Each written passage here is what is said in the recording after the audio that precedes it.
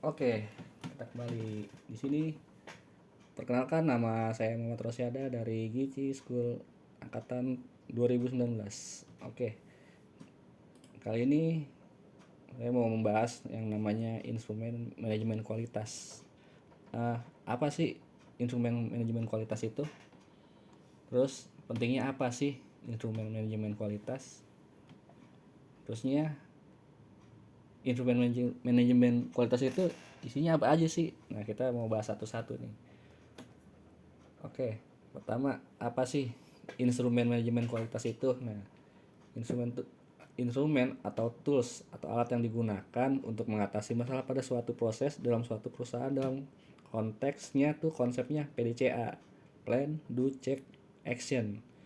Nah, metode ini tuh dicetus pada awal tahun 1920-an ya oleh Walter Short.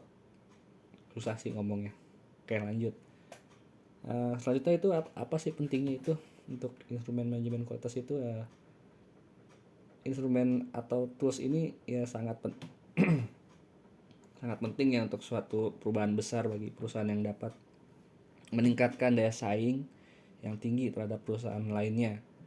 Nah, pada tahun 1950-an ini Edward Deming memperkenalkan metode ini ke Amerika, namun ditanggapi kurang positif. Tapi jangan salah, di Jepang metode ini sangat disambut positif loh. Soalnya dirasa sangat besar manfaatnya bagi perusahaan di sana, terutama di Jepang ya pada saat itu, bahkan sampai sekarang. Selanjutnya, instrumen manajemen kualitas itu isinya apa aja?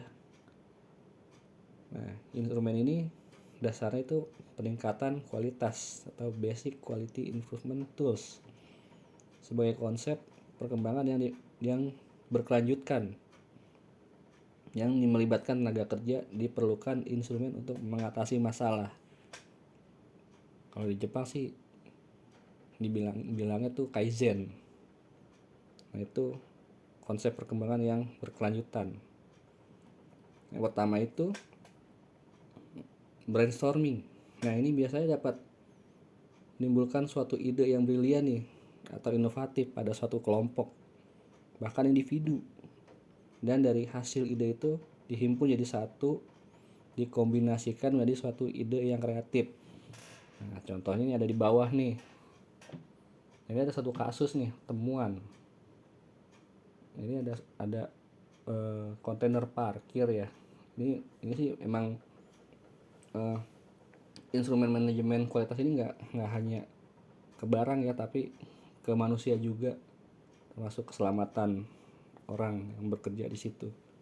Nah, ini ada kontainer parkir mundur, tapi di sini ada orang nih, ada juru parkir ya di bawah. Emang kalau dia teriak-teriakan emang kedengaran apa sama super kontainernya ya?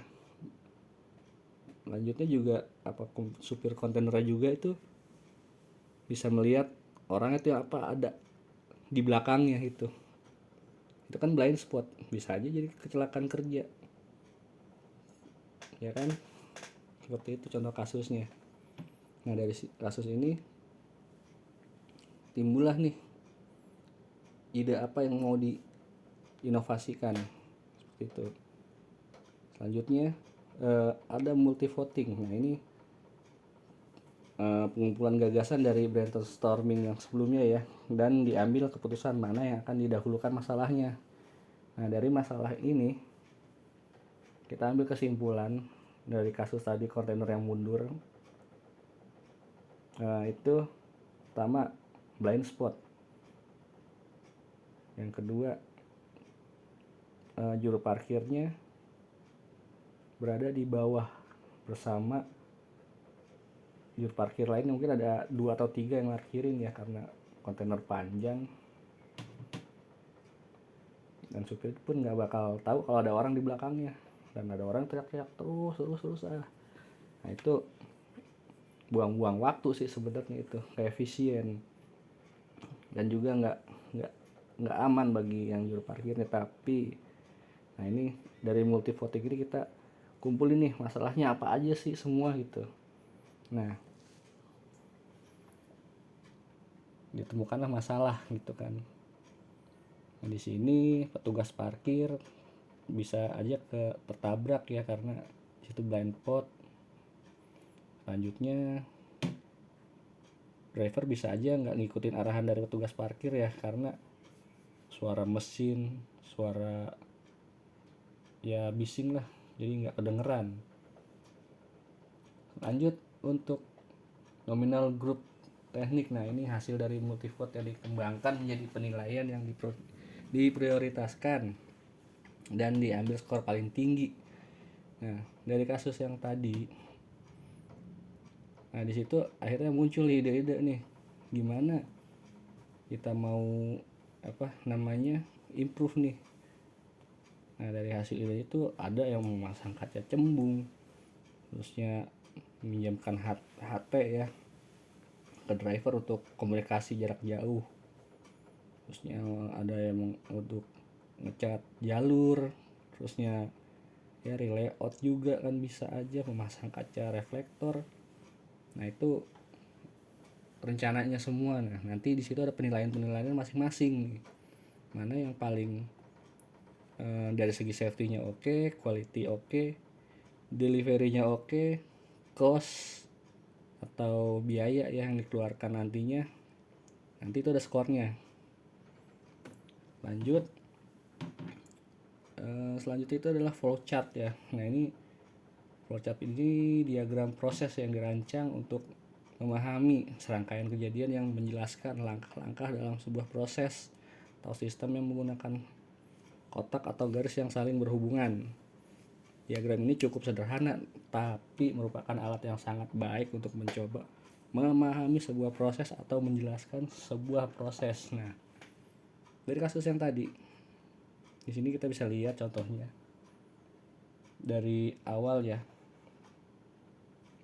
Driver lapor ke security ngecek kelengkapan driver. Selanjutnya security mengecek kondisi kendaraan.